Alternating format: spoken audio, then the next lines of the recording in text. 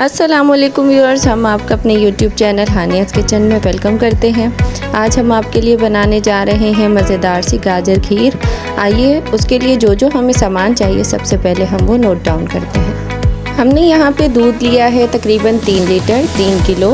गाजर हमने ली है आधा किलो, उसे हमने कद्दूकश करके रख लिया था। चावल हमने लिए हैं हाफ़ कप, उसे हमने बॉईल करके दूध के साथ ब्लेंड कर लिया है। और यहाँ पर हमने बादाम लिए हैं गार्निश के लिए। चीनी हमने ली है 2 कप। इलायची हमने ली है 3 से 4। अगर आपको हमारी वीडियोस अच्छी लगें तो हमारी वीडियोस को लाइक करें, अपने दोस्तों रिश्तेदारों के साथ आगे शेयर करें, सब्सक्राइब करें और कमेंट में लाजमी बताया करें कि आपको हमारी वीडियो कैसी लगी।